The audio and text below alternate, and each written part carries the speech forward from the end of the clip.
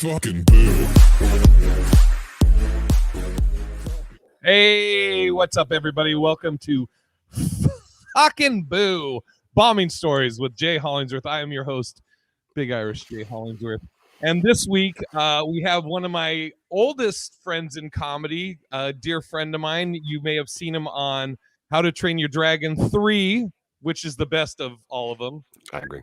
And Dana Carvey's First Impressions. He was also the first and the original house MC at Parlor Live Comedy Club in Bellevue, Washington. R.I.P. Parlor Live. My good buddy, Justin Rupple. It's good to see you, my friend, even if it's from a distance. I love From this. a distance, yeah. No. I found the pictures of me wearing your sports coat. Oh, in the green yeah. room. Is that going to be your bombing story? No, God, no. What's really tragic, Jay, is that last night when you offered to have me on the show, I sat up going, which story? Yeah. Which bombing story? You know what? So many. But dude, bombing is, in my opinion, not if bombing is the norm, but if you don't have any bombing stories as a comic, you're not trying. Yeah, you're not pushing boundaries. You're not trying. So tell the story. This isn't your official bombing story, but tell the coat story for the listeners. The setup to that one was Jay was backstage. He went up, he did a set, right? And I always wore a suit jacket on stage, for reference. For 10, 12 years, I always wore a suit jacket. And Jay had his, what is your suit coat size? Do you remember what it was? Fucking like 58, 58. Long. And I am a 38 regular. Okay. So I was like, Jay, give me your coat. And I put it on and I'm laughing. I'm high as you know, it's just like the nimbulous clouds. And I'm like, I'm gonna go back up on stage wearing the coat. And in my head, that stage was like I was a star there. You know, right. That was your home. Yeah, they're just going to be happy to see me do stupid shit, right? So I imagine me walking on stage with the big coat and just everybody cracking up like I'm Kramer, you know, coming through the door. Instead, I walk up and they're silent. And I'm like, so this they acted like you were Kramer, but it was when he was at the Laugh Factory. Well, they were like, what? And I go, so this is my coat. And I realized in that moment, I didn't have material. I just walked on to do another 10-minute set with nothing, just the coat. And how long did I keep it on? Like, I don't, dude. You know what? The other thing that's a trip is why the fuck did I have a coat there on? Because that was one of the coat. Dude, yeah, I don't know. Maybe it was for the show, or there was something specific about the show. But when they asked me to replace you when you moved to LA, yep.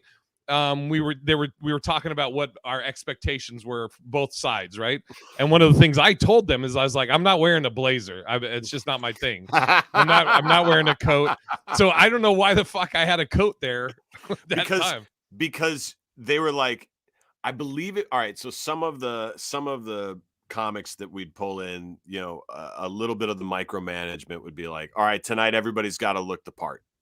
Yeah. Tonight, you know, it'd be like DL Hughley, you know, and he'd come in like looking nice, and so the management would be like, you better be on your Hughley best, you know, like, so there'd be nights where they're like, none of that t-shirt shit. Yeah. You know, Larry Miller, Larry Miller is here, and he's doing the show, the 5 stages of drinking. But no, I sat up there for a good solid 3 minutes with that fucking jacket on, just doing the stupid hands thing, thinking that would be funny, gesturing with my hands. And people are like, what are you doing, asshole? I paid $60 just to sit in these seats and $15 for water. And you're doing some fucking, you know, yeah, bullshit. so you a prop comic now? And I think I took it off and like, watched it like slump to the ground, and I'm like, well, there's that. Well, I've got nothing else, folks. I'm just a piece of shit now. Oh fuck, dude! There's nothing like.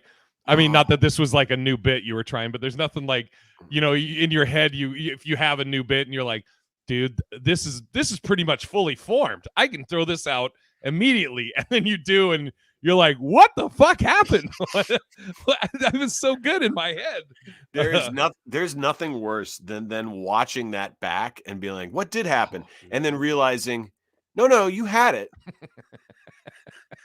That's the way you thought it in your head. You're like, yeah, I delivered it. Oh, it just sucks.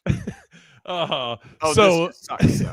So what is your official? What is the? And again, we can have you back for other episodes because you were joking like so many. Yeah, which every comic that comes on here says that, but I'm like, that's fine, so you can come back and tell other stories. But what is the one you wanted to tell us your bombing story today? This is a cautionary tale. I'm looking dead into the camera at this point. This is a cautionary tale for any comedian who thinks that being a professional comedian is better than being an amateur comedian. Okay, let me explain.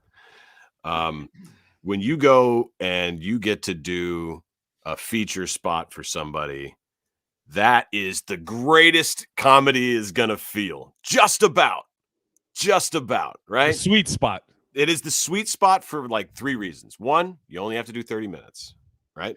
Also explain for like the people that don't know comedy what that spot is and where the other spots. So there's a host that comes up and starts the show. Some places will then have a guest spot, 5 minutes, maybe 2 of them. Then there's a feature comic, and you're to believe as the audience, the feature comic is good, maybe came with the other comic, but they're only going to do like 25 minutes to get you jogging, right? And then once you get jogging, here comes the headliner to get you running, right? That's the way it goes. So the feature spot, 5 minutes and 5 minutes, that can only get you, okay. But that feature spot, they've had 2 drinks. The pressure's not on you because you didn't have to sell tickets. It's not your name up on the board. It's the other person's name up on the board. Your job is just to fluff them up. Your job is just to fluff them up.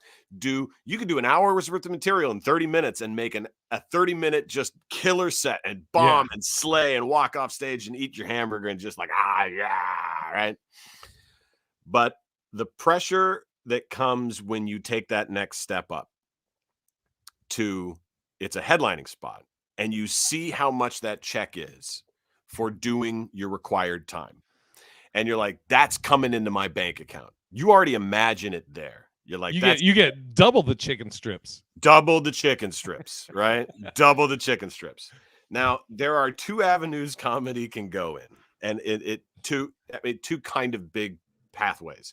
You can go into club comedy, which is the places you go for a night out, 2 drink minimum, right? Dark walls, low ceilings.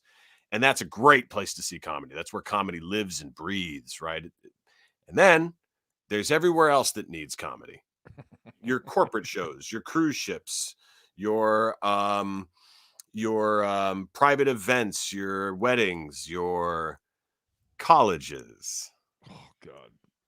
Now, this story is after I had done 50 colleges in a couple of years. So, and that means that I was on the road, like 50 weeks of 2 years. So a lot of the time you're flying to one college or another, right? And you're just doing one show. Now, for those of you who've never been to a college comedy show, there's a lot of things that state dollars are not going to allow you to buy. They don't want you to say certain things. They don't want you to do certain things. They want you to be a certain way. So that means you can't do most of your material. You can't say anything about people's weight or body. You can't talk about politics. You can't talk about the government because they're the ones paying you technically if it's a state school. You can't talk about religion, and you can't say fuck and cunt. You can't say those words, right? Basically my whole set. Right. Everything Jay knows how to do, right?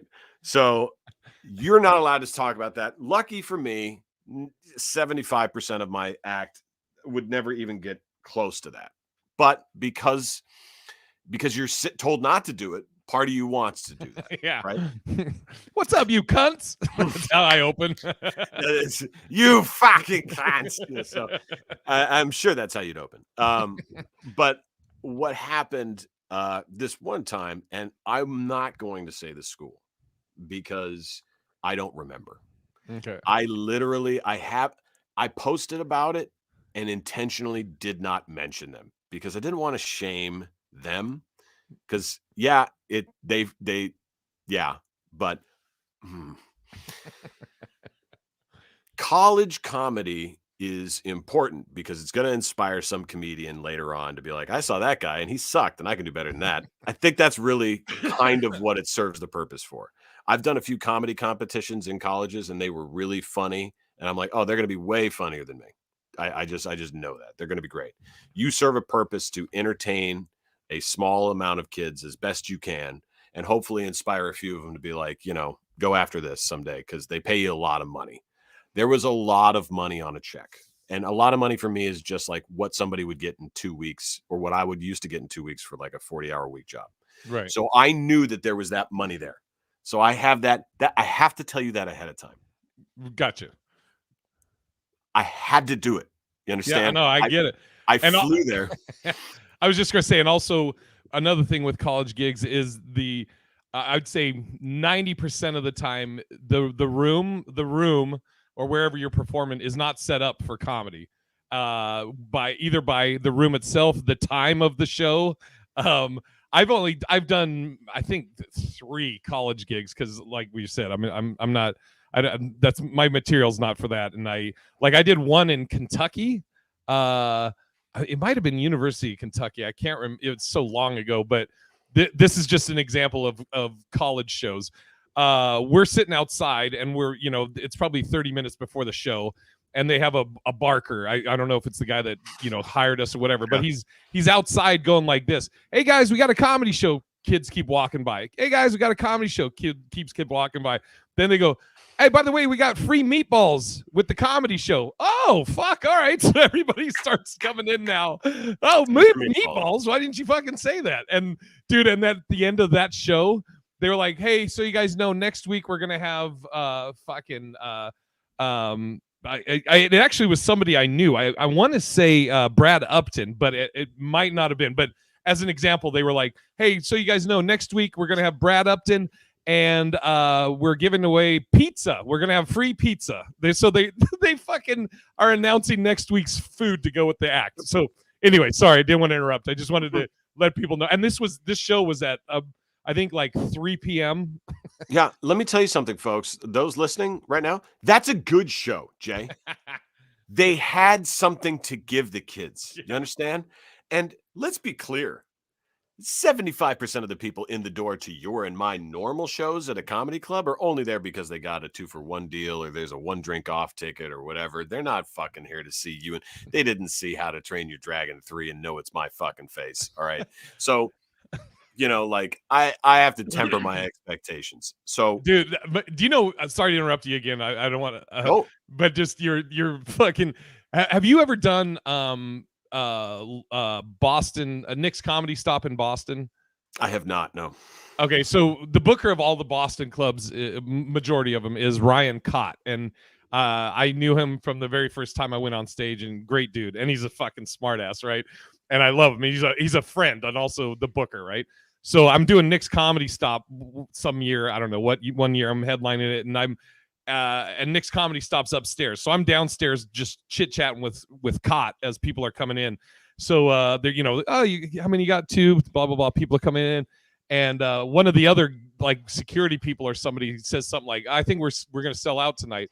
And I, being a smart ass like I am, I said to Cott, I was like, what'd you think? Your boy sold it out. And Cott glances over me. He's like, all right, calm down. You're the fucking king of Groupon. Fucking relax. So, exactly. Yeah, sorry. It's just when you said that reminded me of the Groupon thing. The best shows I've ever had at colleges were the ones where I'd show up and there'd be like a buffet of snack foods. And I'd go, oh, it's going to be a good show. Because then the kids line up, they sit down with their food, they eat, and they watch. Good for them. Because they don't know me. They don't know me. I'm not Kevin Hart. I'm not Pete Davidson, though we auditioned at the same time. That's how divergent a career can go. All right. Wow. So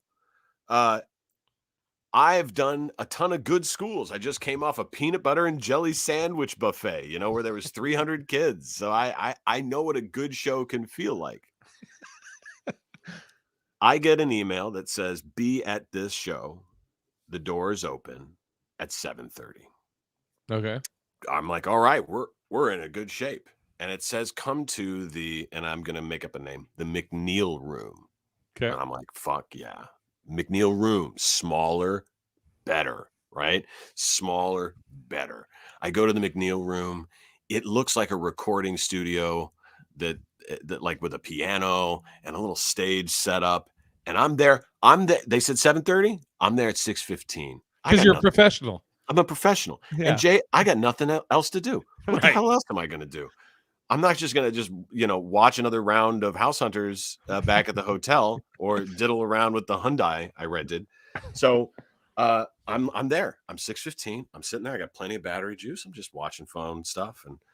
And I text my agent. I'm like, hey, no one's here. It's kind of weird. I'm in the McNeil Room. I'm taking a picture. It's a McNeil Room, 7 o'clock rolls around. Nobody's there. And I'm like, I text my agent again. I'm like, hey, can I text them directly? Yeah, text them directly. So I start texting everybody on the chain. No one's responding. 7:30 rolls around. I'm taking a picture. I'm emailing it off with date times. Like I'm where I'm supposed to be, the McNeil Room, right? 7:45 rolls around. This kid rolls in. Oh, God. Oh, you're in here? Yeah, you're in the wrong place. Who are you? Oh, I'm the kid in charge. Or I'm in charge of campus activities here. I'm like, okay, well, where am I supposed to be? Because the show's time's at 7:30. He goes, actually, it's like 8:30. Oh my. Where is it then? And I follow this kid from the McNeil Room where it says in the I want to punch this kid as you're telling this. Bro. Dude. Like you're a sneakerhead. Yeah. His shoes are untied. You know what I mean? Like, oh God. Tie your shoes. I want to just smack the phone out of his hand as Boom! acting Just it right out of his face. Yeah. Hey, fucking look it up. It's my life here, man. Yeah. They know where my credit card is. They have it for the car. I drove here to be here. Give a shit. Yeah. No, we're walking. Where do we end up, Jay? We end up in a very, very large, very high ceilinged. We're talking 40, 50 feet. A old auditorium that looks like it's out of The Shining. Okay. And it's not an auditorium, though I think it is. It's actually the lunchroom. Oh, boy. At the farthest end of one lunchroom is a lunch counter. At my kitty corner, all the way out of here, maybe, I'm not joking, 100 yards away is my little stage. Oh, God. With one of those microphones in a karaoke kit that, like when you touch it, it goes. Yeah. And you can hear it jiggling around in there. And he turns it on and he goes, now, I look out there. Here's what I see. It is, I'm going to see if I can find it while I'm looking here. I look out into the audience. There is nobody there. Nobody. There are 3 people sitting with big headphones on, stream playing Call of Duty. There is one young kid with a hoodie and a head thing on with a book slumped over in the dead middle of the room. And everybody else has to enter to my left, 20 feet away from me. They have to enter here, look to their right, and see a comic like that, and then walk 100 yards around the perimeter of this thing to get to the lunch counter. Now, keep in mind, what you're about to hear is most people's fucking nightmare. The kid looks at me and goes, "You ready to go up?" And I go, "I mean, do you guys even want a show?" And he's Right. like, and he looks up and he's like, "I mean, yeah." Oh. Now, what were the credits I gave you at the top of the show? They were what? Dana Carvey's First Impressions and How to Train Your Dragon 3. Oh, so it wasn't hard to read that. No, and I did that off memory. I was getting my phone, but I remembered. I know. You know why? Because you're a professional, Jay, and you also have 2 fucking neurons knocking around there. I texted this kid Dana Carvey's First Impressions and How to Train Your Dragon 3. That's all I want you to say, because that's all that they're going to listen to. Maybe. I hope he said How to Train Your Dana 3 and First Carvey's. I'm going to do it verbatim. Okay. Hi. Tonight we got like a comic or whatever.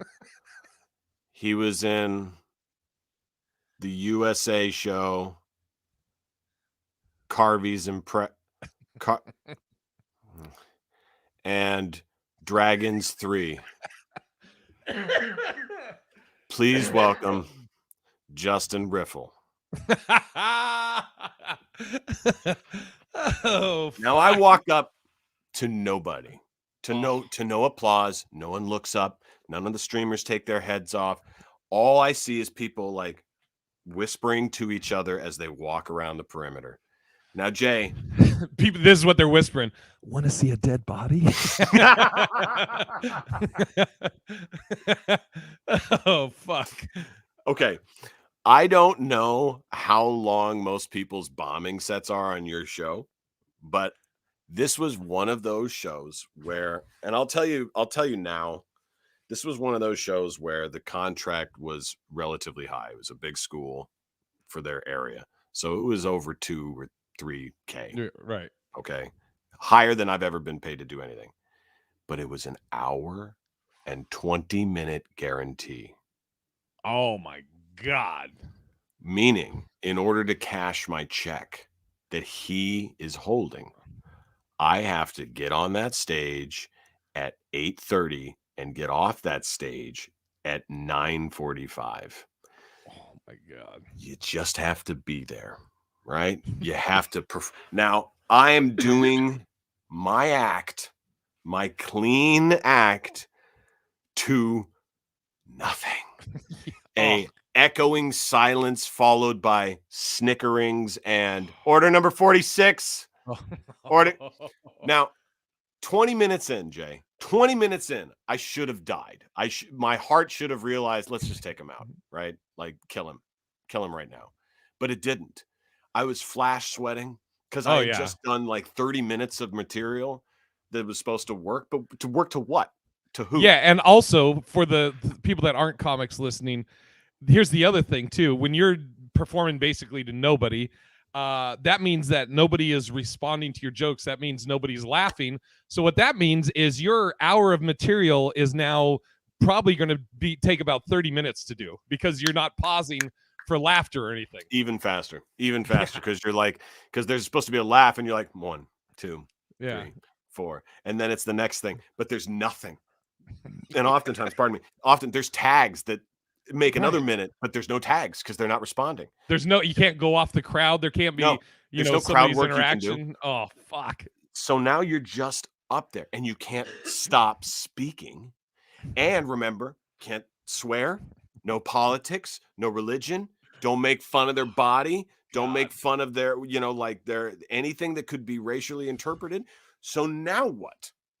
Now we're only at 20 minutes in. We're at 20 minutes. What do you do for another hour?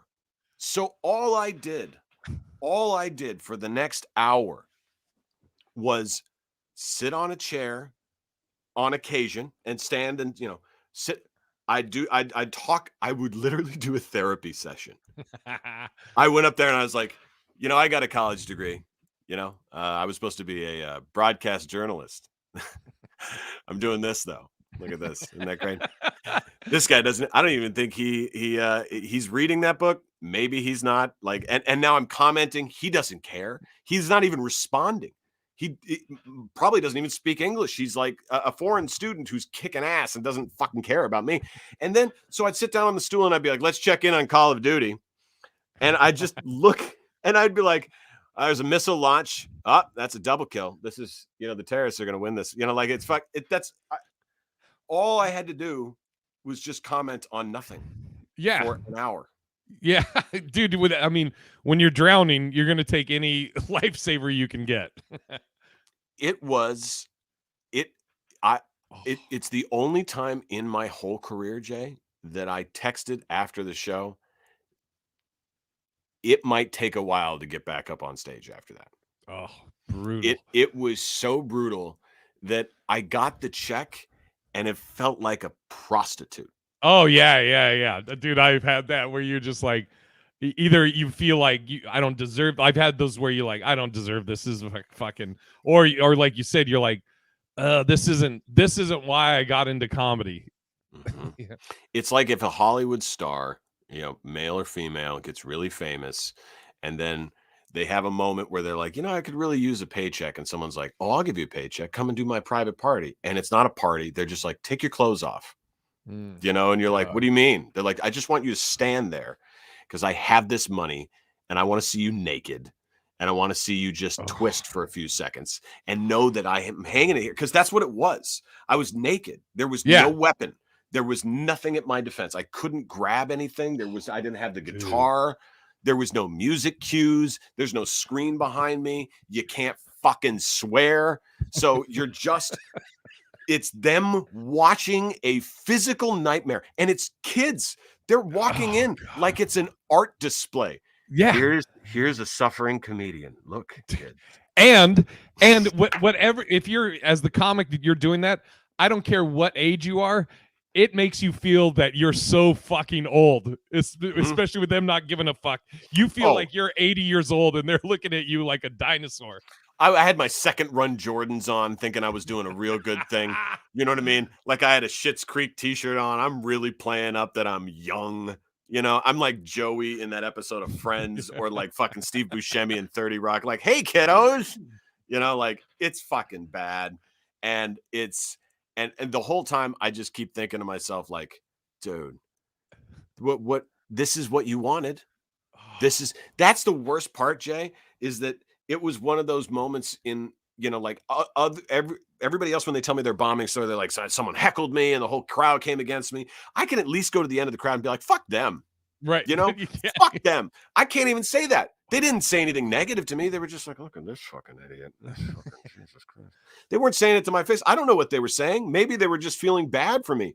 But what they were doing is confirming that you can get the dream career. You can get what you want and still be like, this is part of it. Yeah, dude. This is like, and it wasn't, I remember getting that check and being like, I can't do it like this, So like now if I do that, I call ahead of time to the team and I'm like, hey, look, I'll even throw down a couple $100 to bring food, or give away t-shirts or something, just so there's 10 people or 5 people. Right. 5 people is still a show. I know it. Everybody will tell you that some of their best shows are 5 people. But yeah. It's much more personal. It is. But you know what? It's not an art display on misery. I still remember it to this day. I'm gonna send pictures, and you can post it here because I took a picture of this, and I'm like, dude, this was, and it's the part of the worst part. I got there early to see the great little room that looked like a comedy jazz lounge, and I'm like, dude. This is gonna be great. I can reach out and touch them. This is very intimate. Oh, this is Someone's great. going to come in, take some DSLR shots. It's going to be great. I'm going to put this up. This will be one of those nights where I made that big fat check. I talked to like 9 students. I made a difference. I gave a shit, like I crafted something. And instead, the thing I learned, I was just going to ask you, because I was going to say, I don't know what you could have changed other than not doing it. Can't. So what would you, that's perfect. What did you learn from this? I couldn't have changed anything. I did everything right. I followed the rules. I got the check. I did your everything time I was supposed to do. I didn't trash the school. I still didn't tell you what school it was. I'm never going to tell what school it was. Here's what I learned. That's as bad as it can get. And that was 4 years ago. Yeah. You know what I mean? As it's kind of like finding out the thing you feared the most stung for a little bit. And then someday someone's going to be like, tell me that story. Because I love telling this story. Yeah. I love, because it's a battle scar now. I've gotten more joy out of telling this story and being like on the other side of it, going like, that was as bad as it gets. Yes. You know? Yeah. And as comics, we all have bombed, and we, as you're telling the story, the reason there's the joy in the story is because all of us have been there in one aspect or another, so we all can relate. And it's like as you're telling the story, it takes me back to times I've bombed or I've had shit gigs, and it just builds that. It's like when you watch a movie or you see somebody like breaking up with someone or cheating on someone, and you get that feeling of like, oh fuck, I know how that feels. That's the fucking worst. And you get that as a comic. Oh. It's a camaraderie thing, and I think that's above everything else, because we're so competitive with each other for stage time, and we're so competitive over opinions that alternate style people like comedians who think a little bit differently than everybody else. We're going to run across parallel lines, so we're going to be competitive on a lot of things. But where we're not competitive is that when we see somebody really just eat shit, we turn into the best versions of ourselves. Like, come here, man. All right, that was shit. You ate shit, and we laugh at the back of the room. Had there been a comic with me, it would have been the greatest night of our lives. We would have eaten chicken wings and smoked weed afterwards. It would have been the greatest thing ever. But because I was alone, it was just torture. And sometimes it's just torture. And that's what you have to put up with, Dude, that reminds me of it wasn't necessarily a bomb. It was pretty fucking close. But this happened 6 months ago, roughly. Oh no. It's great. Okay. So I'm doing a show here in Vegas, and it's a black room, all black audience. And Roger Rod? Of course, yeah. Yeah. So for people that don't know, Roger Rod, white comic that does black rooms, always does great in black rooms. He does other rooms too, but he's known as like there's a group of white guys who just destroy in black rooms, and it's fun to watch. So I'm going to this show, or I'm on this show, and I get there, and I have a bunch of new shit that I want to work out, and I'm stubborn where if I'm in the middle of a set and I'm working something out and it's not doing good, I'm like, fuck it, I'm finishing. I don't give a fuck if this bombs. I want to work this out or whatever. And I had told Roger before my set and Roger had gone up and fucking killed it, crushed. And then I told him though before I went up, I was like, yeah, I got a bunch of new shit I want to work on. So I'm on stage, I'm doing, and it's some joke that has to do with I think something related to gay guys or something, and black audiences are not big fans of gay material a lot of the times. So I'm doing the bit, I'm eating shit on this bit specifically, and then I go to some other stuff, and it ends up being okay, passable. I'll say that it ends up being a passable set. But that dip fucking was nothing. I was getting nothing on it.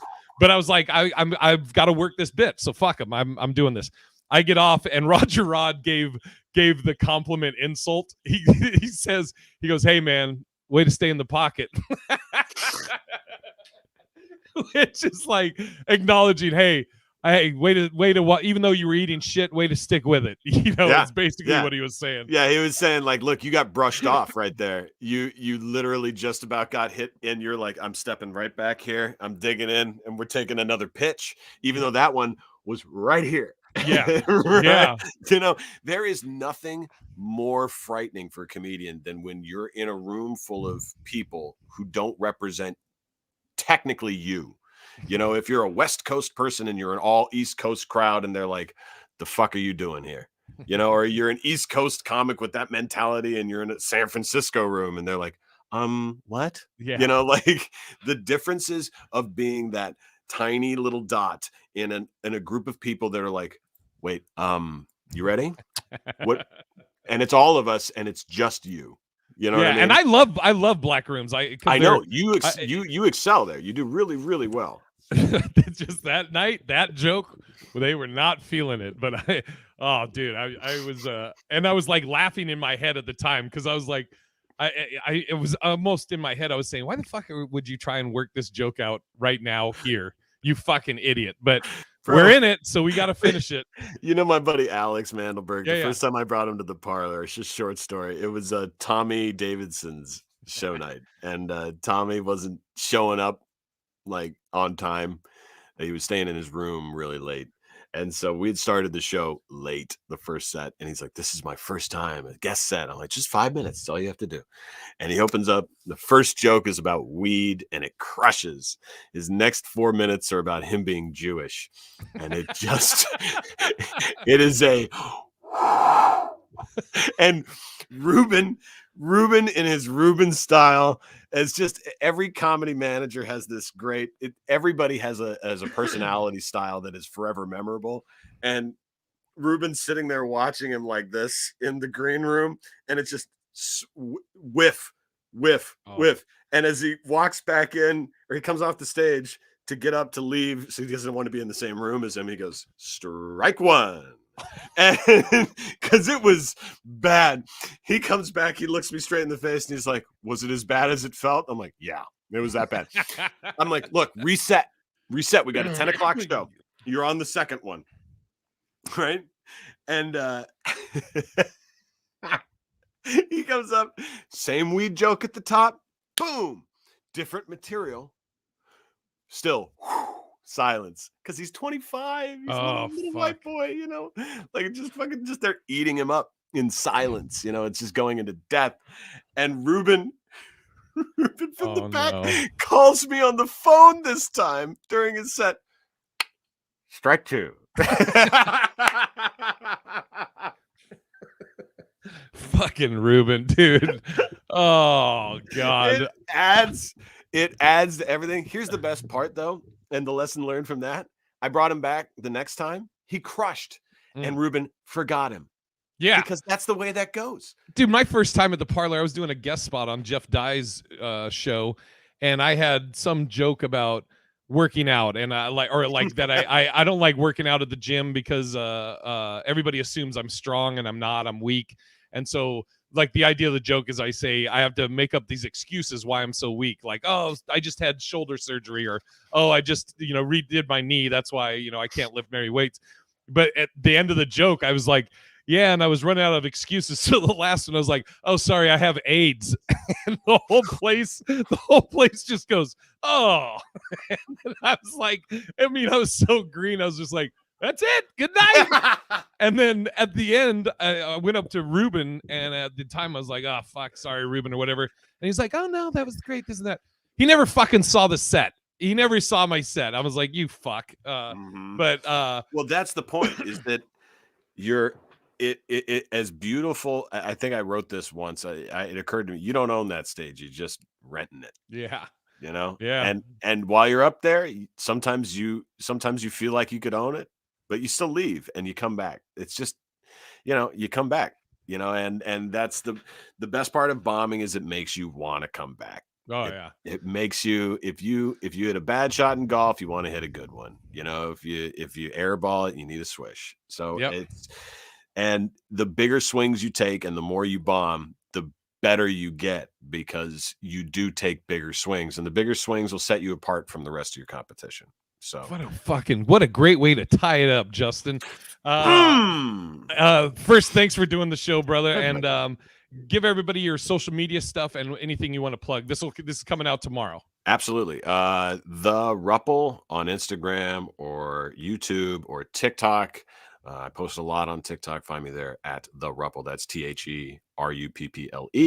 And then every week I have a live podcast on Fireside Podcasts.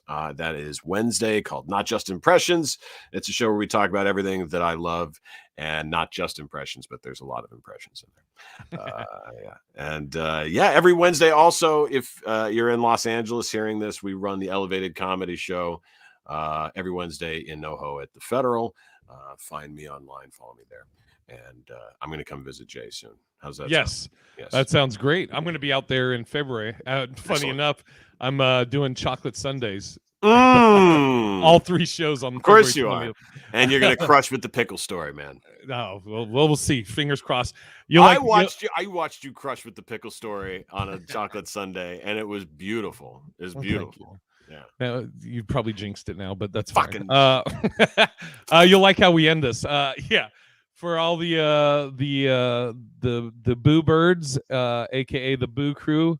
Until next time, you'll like it, Justin. Until next time, bon voyage.